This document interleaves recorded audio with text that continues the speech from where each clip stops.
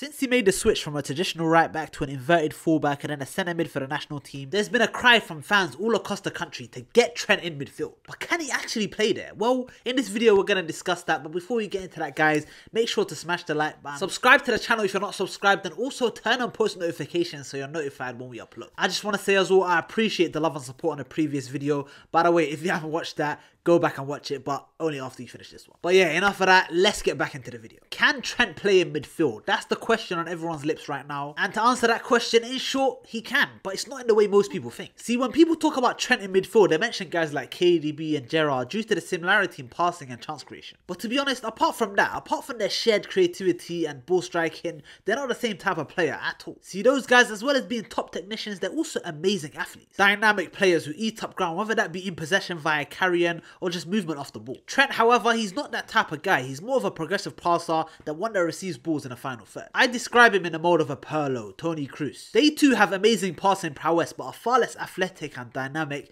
than the two I mentioned previously. More of controllers and tempo setters rather than out and out creators in the final third. Toni Kroos is the perfect example of the type of midfield player that Trent should be looking to emulate. Honestly, he'd suit the Kroos role so much. If you've watched Kroos for Real Madrid or even Germany over the years, he's played as a left centre mid, often moving into the deep end of the left half space. He's often seen instructing the left back to bomb on and then slotting into the space that's just been vacated. And it's been so effective because that area of the pitch is much less crowded and congested compared to the centre. So he can get in the ball and start dictating play with minimal pressure. He also creates a headache for the opposing winger as he now has a dilemma. Does he follow the fullback, which is Marcelo at the time, and leave Kroos free? Or does he stay on Kroos and give Marcelo the space and time to create havoc in the final third? An added bonus is that when receiving the ball out wide, he's naturally got an open body orientation, so he's much easier to receive and play forward, compared to getting the ball off the centre backs if you're back to go on more often than not a man pressing. This is why Trent has sometimes struggled to get on the ball and impact games for England, because he's receiving the ball in areas where you don't have the time or luxury to get your head up and start picking out quality passes. Look at the last international game away at North Macedonia. Trent was receiving the ball with his back to goal and his first touch had to be backwards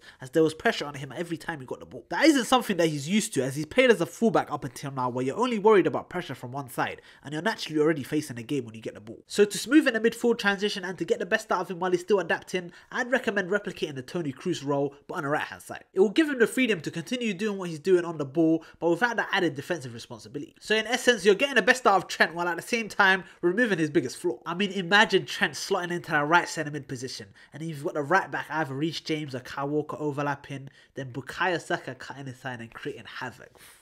That is winning England the Euros. Ever since Trent broke through back in 2017, the majority consensus that we've heard from fans and pundits alike is that Trent's good going forward, but he's a terrible defender. That's what most seem to believe, but is it actually true? Well, not really, no. See, Trent's nowhere near as bad defensively as most people think. In fact, he's actually a pretty decent defender. He reads the game well, cuts out passing lanes, and his positioning is actually pretty decent. It just gets highlighted because that's the weakest part of his game. His other qualities are that extraordinary that because his defending isn't on that level, it stands out. You can see this in his stats. His interception numbers have him in the top 13% when compared to fullbacks in Europe's top 5 leagues, and his aerial numbers are pretty decent too. He wins on average around 58% of his aerial duels, which again puts him in the top 17% for players in his position. However, there is one aspect of defending that he's not the best at, and that is 1v1 defending. The problem for Trent is that his biggest weakness is probably the most frequent form of defending that fullbacks confront during a game. So his one flaw is magnified each time he steps on the field. This season, he's been dribbled past 2.27 times per 90. That's more than any defender in the Premier League. He's also in a bottom 22 percentile for dribblers tackled, winning less than 47% of his duels. That isn't anywhere near good enough compared to the best fullbacks around. To compare, Theo Hernandez wins 54%, Reece James 57%, and Wan-Bissaka a whopping 81.4%. However, it isn't like he can't do it, he can. When he wants to, he can be a more than competent 1v1 defender. I remember a few years ago, a game against Man City in the Champions League, Leroy Sané went into that game as one of the most frightening wingers in Europe, and a 19-year-old Trent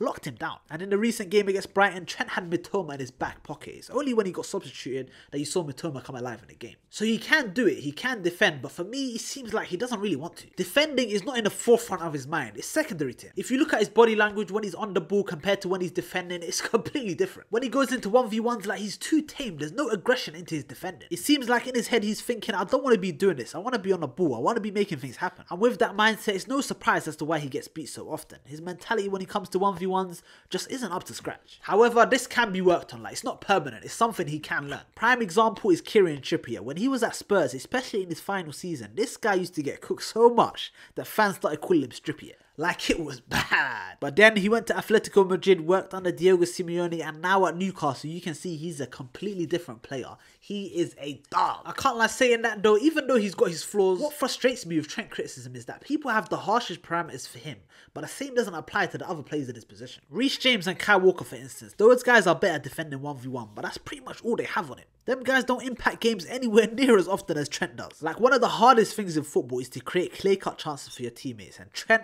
consistently does that. Even when he's not at his best, he'll still create enough to win you a game. Away at Luton, for example, he wasn't having his best game and he still ended up creating 6 chances, including 2 big chances. If it wasn't for Salah and Nunes wasting them opportunities, he would have finished the game with 2 assists and we would have been talking about how he earned 3 points for Liverpool. Instead, he was criticised after the match. In a recent interview, Trent said that his qualities and attributes are best suited to playing in midfield. And to be honest, over the past couple of years, everything's been pointing into him slowly transitioning into a midfielder. Every year there's been a gradual movement of him getting closer and closer into midfield. When he first broke through, he was a traditional fullback, albeit one with immense technical quality. Then as time went by and he evolved as a footballer, we saw him pop up in central areas. However, last season came the biggest shift. In the first few months of last season, his form was being questioned like never before as Liverpool struggled collectively. The catalyst for his revival was the now well-documented late season evolution to a 3-box-3 system in possession. A tactical switch which has been a defining moment in the 25-year-old's career, specifically as it has allowed him to showcase his world-class passing range from a deep central position. Something that was first evident from the system's first deployment in an April home game against Arsenal. This switch has led to Southgate recognising him as a midfielder for the national team, calling him up and listing him as a midfielder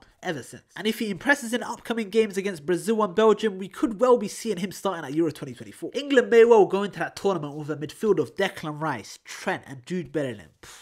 That is frightening. For Liverpool though, going forward, it'd be wise to invest in a new right back. Currently, Trent's backups are centre back in Joe Gomez, who's never scored a professional goal, and Connor Bradley, who last year was playing in League One. I'm sorry man, that ain't it. We need better. Names I'd be looking at are 20-year-old Arnau Martinez at Girona, who sit top of La Liga, or 25-year-old Alexander Bar at Benfica. Livramento would have been perfect too as he's homegrown, you know, but he's already moved to Newcastle. These guys are all two-way players, but most importantly, they're top athletes. See, that's the thing with Trent. Even though he's a right back, like, he doesn't like running. Well, off the ball anyway. When you think of a traditional wide player, whether that be a winger or a fullback, you think of pace, athleticism, running power, someone like a Sadio Mane, Hakimi, Kyle Walker. You don't think of Trent. He is not from that school. So in the summer, the club should be looking to invest in a top fullback, preferably between the ages of 20 to 25. Someone who has the capacity to grow as a footballer, but is also ready to impact the first team right now. Don't get me wrong though, this won't be the end of Trent as a right back. In games where we dominate the ball, it will be good to play Trent in there and bring another attacking midfielder in the lineup. But in matches where we're coming up against the Vini, Doku, Martinelli, I play him in midfield and let him solely focus on his ball work. Because it's not easy, especially on the biggest of games, to be perfect defensively,